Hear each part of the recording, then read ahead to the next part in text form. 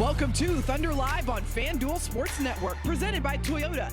Let's go places.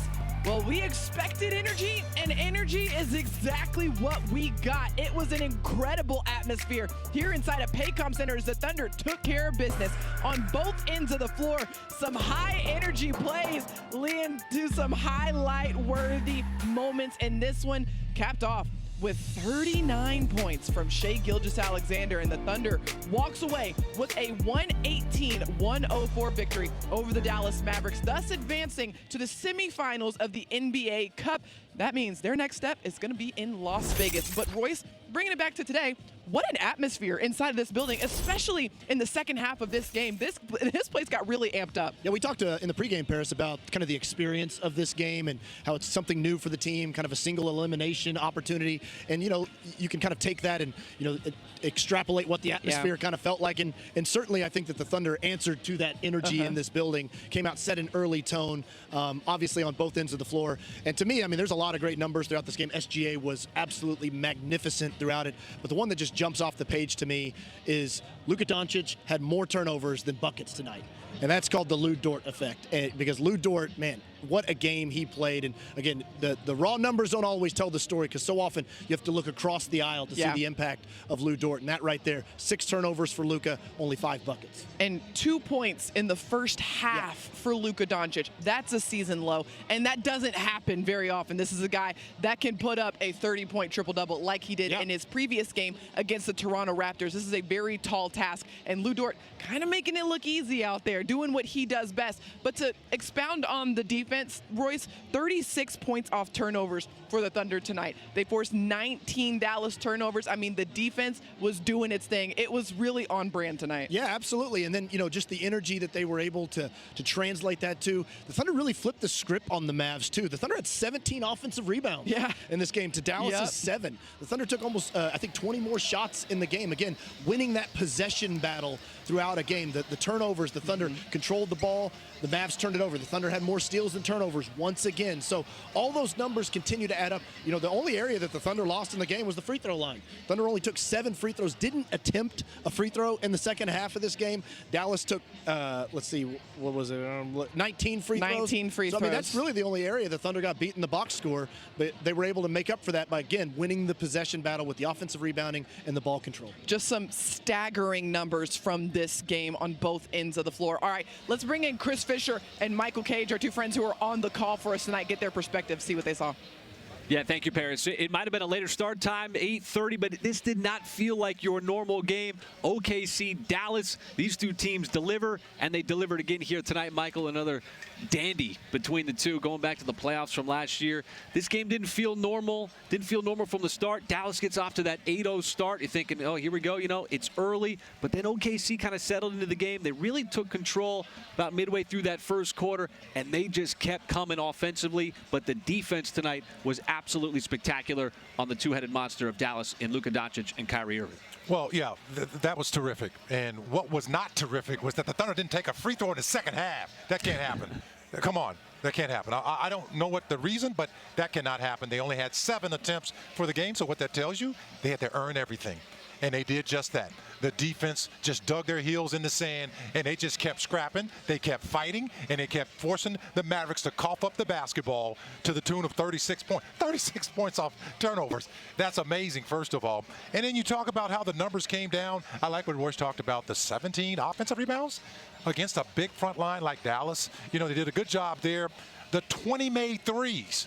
I mean, that's doing some damage. So when you're still in that basketball, you find a number of different ways to score it. You know, you like those kind of numbers. The bench came up with 29 points. And how about this, 29 assists? Even though he didn't shoot a very good percentage, it doesn't matter. When you got 36 points off turnovers, that's a lot of disruption. And that's a lot of flow for you, and a lot of lack of flow for the Mavericks tonight, especially with so much on the line with the cup play, quarterfinal match. Whoever wins goes on to Las Vegas. You know, so it was really a fun night. Crowd was great, and the Thunder just fought and clawed their way and to victory. Yeah, crowd was great. Paris Royce, I'm sure you guys could feel it wherever you were. We could certainly feel it here courtside. No, the crowd always a big factor at Paycom Center. Was here tonight. Yeah, something about this Thunder faithful. They always show up and live up to that name, Loud City. All right, Chris and Mike, thank you so much. We appreciate it as always. And Michael described it. It was a very fun game. Yeah. So what do you do when something's fun? You rewatch it. Let's go back. Let's take it from the top and take a look at how this game unfolded. Starting in the first quarter, and to Michael's point, the Mavs got out to a bit of a strong start here. 8-0 run out of the gates. Yeah, it was a little bit one of those where you're kind of tugging at your neck collar a little bit because the way the Mavs started, they were hitting shots. The Thunder couldn't get the ball to go in the basket, it felt like, but finally Isaiah Hartenstein breaks through there. And once that happened, Paris, the Thunder really just settled right into the game and really hit the Mavs right back and were able to make up that deficit almost instantaneously. And it was Dallas on the other side calling a timeout to try to regroup because the Thunder kind of settled into the game, got some rhythm going. Lou Dort with an early corner three. Yeah, after that 8-0 run by the Dallas Mavericks, the Thunder answered with a 15-1 run of their own. How about Shai Gilgeous-Alexander stretching from behind the arc, knocking down, that's Lou Dort, my apologies, knocking down that three. He had a couple of those big ones here in this game. And then Luka Doncic, that's kind of the only bucket. That's it. That is the only bucket that he had in this first half. He was stuck on those 2 points for a long time in this game. And so, again, credit to the Thunder defense. They made a play in a crowd. How about this time? And these are the types of plays that Alex Caruso, the ping pong action back and forth with Kenrich. No, you shoot it. No, you shoot it. Yeah, my turn. No, your turn. Here, you take it. And I love it that Kenrich was able to knock it down. But, again, created by the hustle of Alex Caruso. Alex Caruso knocking down a three. He's going to hit another one later in this game, Paris. And to me, I was like, wait, Alex Caruso only has 6 points. It's just amazing the impact you feel from Caruso throughout a game, from all the little stuff that he does. Truly, diving on the floor for a loose ball, tipping out an offensive rebound. He's everywhere. And then talk about everywhere. Yeah. SGA, a little step back. Oh, my goodness. SGA, I mean, you could just feel it. He was on it early in this one. He was looking to score, picking apart Dallas's defense, and finding his ways to get to his spots all over. And speaking of getting to their spots, J-Up going left, fading back, knocking down the mid-range jumper.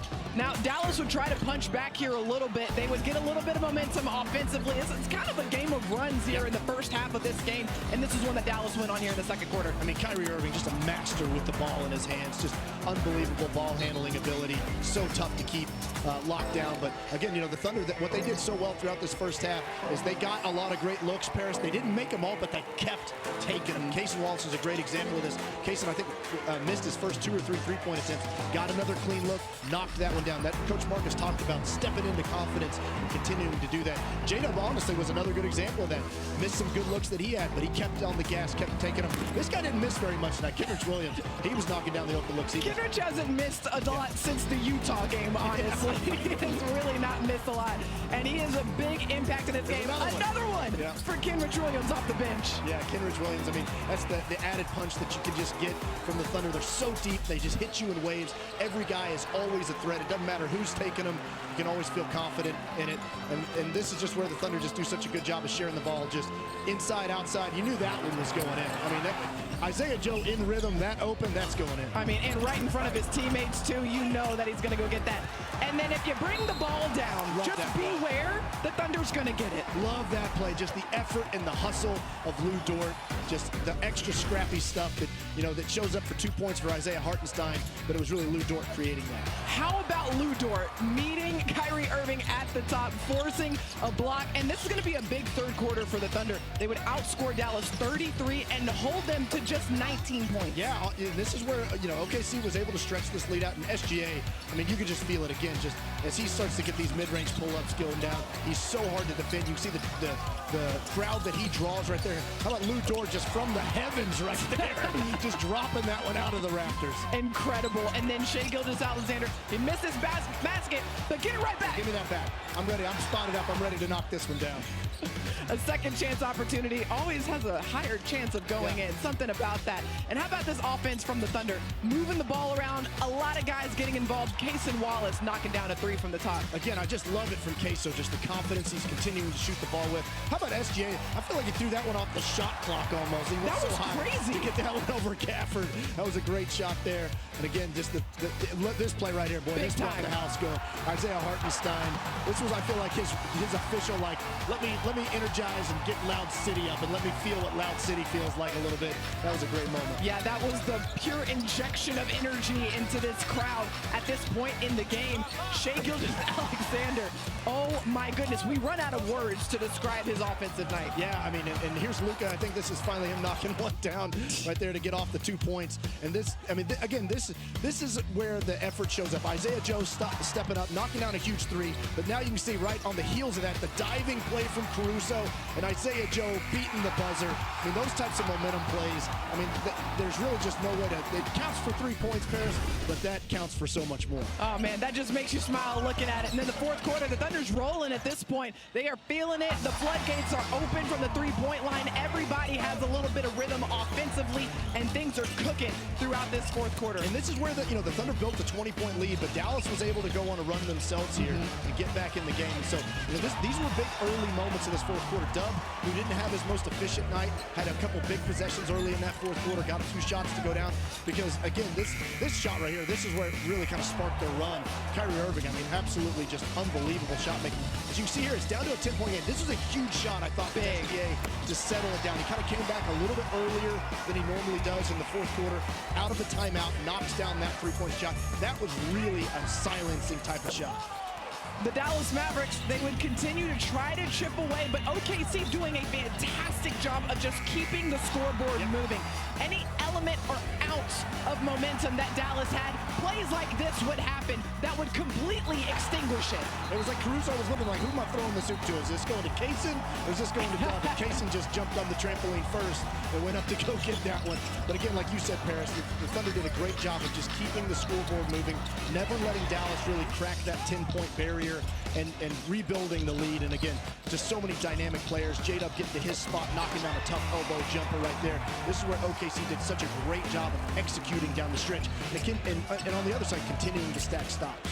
And then SGA doing what he does best, drawing a crowd, but he says, you know what, little pivot, I'm just gonna shoot over you. That's just footwork. I mean, just unbelievable what SGA is able to do. And then again, Luka gets that and 1-3 to go. But the Thunder, again, the Mavericks had cut this down to 9. They were just kind of hanging around in the game.